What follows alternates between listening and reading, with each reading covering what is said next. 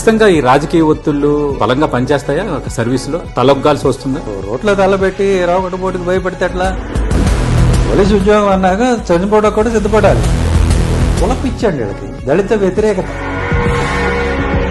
PV Sunil Kumar ని ఇప్పుడున్న ప్రభుత్వంలో కొందరు కాపాడుతున్నారు, కొందరు సపోర్ట్ గా ఉన్నారు. ఇది రఘురామకృష్ణరాజు చేస్తున్న ఆరోపణ. దేవుడు శాసించాడు, అరుణాచలం పాటించాడు అన్నట్టుగా ఆర్ఆర్ఆర్ శాసిస్తారు, ప్రభుత్వం పాటిస్తారు.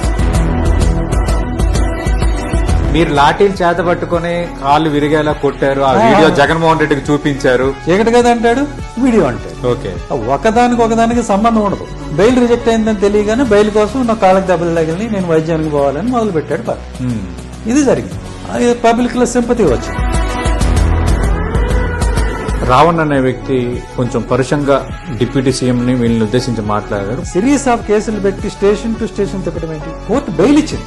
ఓకే, అవే వ్యాఖ్యలు, అదే బెయిల్. అప్పుడు మాట్లాడిన వాళ్ళందరూ ఇప్పుడు ఏమైపోయారు? నేను తెలుగుదేశం పార్టీ ఎమ్మెల్యేని కాదు, డిప్యూటీ స్పీకర్ హోదాలో నేను దీనిపైన మాట్లాడుతున్నాను ఆయన అంటున్నారు. రఘురామకృష్ణరాజు గారిని సూపర్ఫిషియల్ గా ఎప్పుడు అంచనా వేయకండి. ఓకే, కానీ చాలా మేధావి. బాగా స్టడీ చేశారు రఘురామకృష్ణరాజు మీరు. ఆయన పైకి కనిపించినంత ఈ ఏఐ కూడా ఆయన రీడ్ చేయలేదు. ఆయన చాలా డీప్ థింకింగ్ ఉంది. నెక్స్ట్ వచ్చేది జగన్మోహన్ రెడ్డి ప్రభుత్వమేనా? ఒక థర్డ్ ఫ్రంట్ కానికి వస్తే, ఓకే, దళితులు కాపులు కలిస్తే,